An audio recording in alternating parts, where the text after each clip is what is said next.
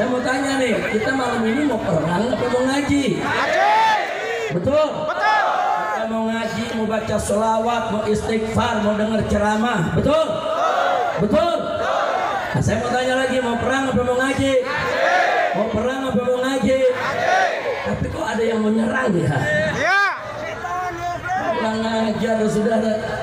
Dulu tahun 48, saudara yang suka ganggu habaib, ganggu kiai, ganggu pesantren, PKI. Betul? Betul? Dan tahun 65, saudara, banyak ulama kita dibunuh, pesantren dibakar. Saudara, siapa yang melakukan? Jadi selama ini nggak ada, saudara, yang ganggu habaib, ganggu ulama, ganggu pengajian. Selama ini hanya PKI. Jadi kalau ada yang mau ganggu habaib, ganggu kiai, ganggu pesantren, ganggu majelis taklim, berarti nah, kalau begitu biarkan atau lawan? Biarkan atau lawan? Takbir. Ya, kemarin itu saya menyesalkan adanya orang-orang yang bukan menggunakan kecerdasan untuk menghadapi keadaan. Dalam hal ini adalah keadaan nasab Alawi yang saya gugat, bahwa nasab ini terputus 550 tahun, bahwa nasab ini adalah batil, bahwa nasab ini adalah mardud. Kemudian ketika saya merasa bahwa ini adalah saya mempunyai kewajiban untuk menyebarluaskan apa yang saya yakini menurut hati nurani saya berdasarkan dari kajian-kajian pustaka library riset ini, maka kemudian ada orang-orang yang tidak menerima itu dan melakukan hal-hal yang seperti terjadi di Tambun kemarin. Seharusnya apabila kajian ilmiah itu dibalas dengan kajian ilmiah. Kalau itu misalnya sebuah ceramah, ya mungkin bisa dibalas dengan ceramah yang lain. Mereka mengadakan ceramah kemudian mengadakan orasi atau ceramah yang sama untuk mengcounter apa yang saya ucapkan dalam ceramah itu.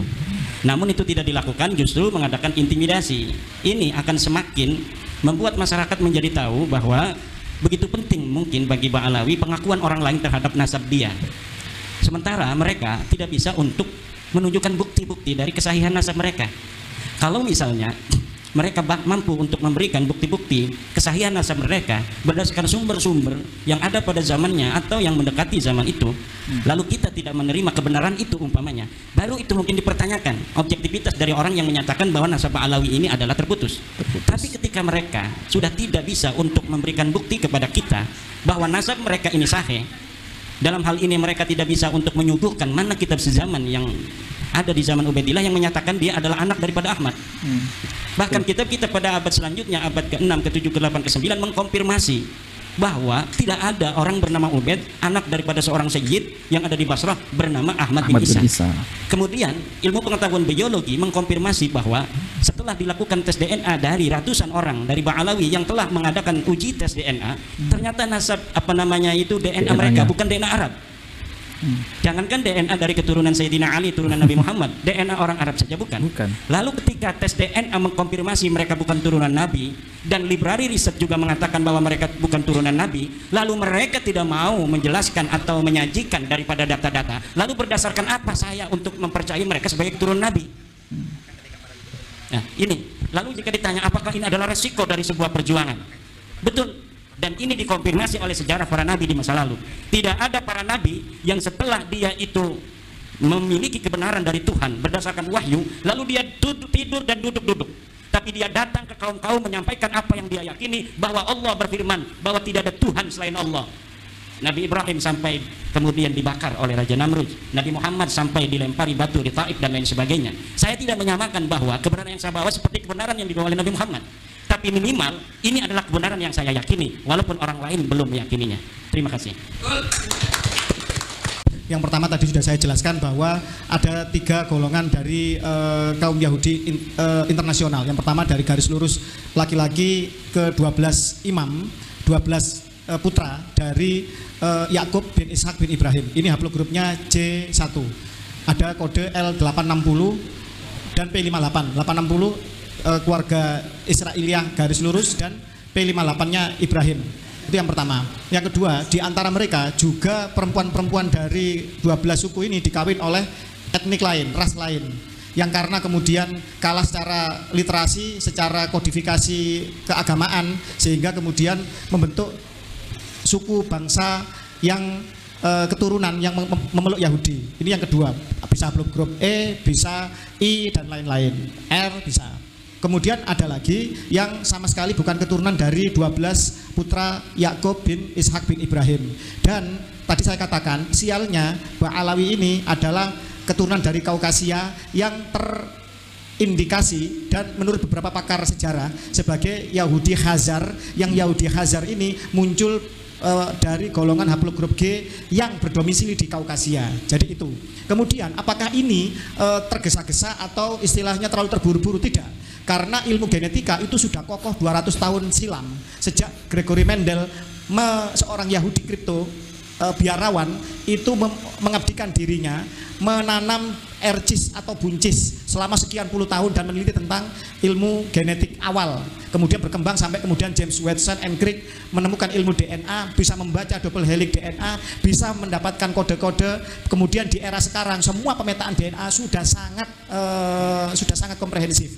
Sehingga salah satunya selain ATDNA, YDNA maupun mtDNA itu ada DNA sampah yang dianggap tidak ada gunanya ternyata bisa terpetakan. Nah ini sudah sangat maju sekali. Bahkan sekarang membaca DNA itu adalah ilmu kemarin. Ilmu hari ini adalah melakukan restriksi rekombinan, melakukan cloning, melakukan sport science, melakukan rekayasa genetik untuk merakit DNA untuk menghindarkan penyakit-penyakit bawaan itu secara genetik. Jadi sudah sangat maju. Membaca DNA ilmu kemarin. Jadi kalau ada yang meragukan tes DNA adalah orang-orang yang tidak saja hidup di hari kemarin, tetapi hidup di abad pertengahan abad ke-8. Itu yang bisa saya jawab. Apakah Ba'alawi ini sudah terpetakan? Sudah terpetakan. Bahkan di dalam ISOGG, komunitas ilmuwan genetik internasional, Bani Alawi ini disebut Saddah Hadramut, ya, itu begitu. Ini sudah terpetakan sebagai suatu subbangsa sendiri. Di dalam pemetaan dari beberapa proyek genetik dari keluarga besar Yahudi sendiri, ada Doron Behar Project, Avotaino Project, bahkan di Family Tree DNA yang dimiliki oleh orang Yahudi bernama Brent Grisman, itu Ba'alawi di dunia ini sudah terpetakan berhaplogrup G dengan kode-kode haplotype-nya masing-masing. Pertanyaannya, apakah Ba'alawi di Indonesia? Semuanya Ba'alawi ini juga masih harus dikaji. Karena apa? Ada beberapa sampel yang masyhur sebagai Ba'alawi ternyata setelah dites DNA bukan bagian dari Ba'alawi. Dan kita memahami bahwa di era kolonial untuk menjadi warga elit yang mendapatkan fasilitas Belanda, banyak yang memba'alawikan dirinya agar menjadi warga kelas atas di bawah kelas ras kulit putih Belanda, mendapatkan fasilitas dari kolonial. Dan ini bisa diuji, bisa di tracing nanti ketika Ba'alawi kita harapkan mau terbuka untuk ikut proyek bersama meneliti secara genetik mereka.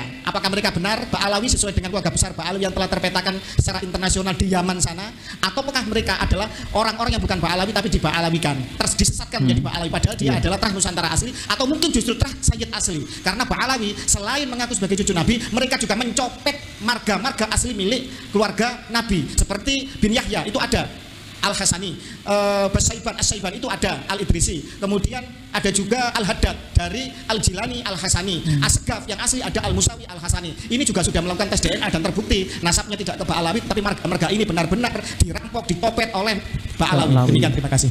Masya Allah ya. Nah teman-teman yang dimuliakan Allah Subhanahu Wa Taala, jadi itulah ya mengenai tanya jawab oleh Kiai Imadul Bantani, dijawab langsung dan dijawab oleh yaitu Gus Fakih.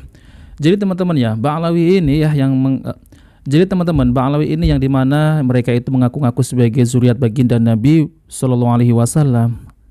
Ternyata mereka itu ya Allah ya teman-teman, ya lebih ke banyak dustanya teman-teman ya. Jadi saya itu mendengarkan masalah Ba'alawi ini bikin kepala geleng-geleng teman-teman. Jadi mereka itu menghalalkan segala cara yaitu untuk nasabnya itu diakui sebagai zuriat baginda Nabi Sallallahu Alaihi Wasallam. Padahal mereka ini plat G teman-teman, yaitu dari Yahudi Ashkenazi. Na'udzubillah ya teman-teman. Jadi Yahudi itu nggak salah teman-teman. Yang salah ya yaitu mereka ini mengaku sebagai cucu Nabi. Ya, plat G. Harusnya kan mereka itu jangan mengaku-ngaku sebagai cucu Nabi. Kalau mereka itu mengaku ya udahlah saya ini adalah keturunan Yahudi Ashkenazi, nggak masalah. Kita tidak mempersalahkan. Yang jadi masalah mereka itu mengaku-ngaku yaitu sebagai zuriat baginda Nabi SAW, tapi kenyataannya bukan keturunan baginda Nabi SAW. Nah oke teman-teman, jadi itu saja yang sampaikan. Kita bertemu di video berikutnya. Jika video bermanfaat jangan lupa like dan subscribe di channel Cahaya Hidayah. Wassalamualaikum warahmatullahi wabarakatuh.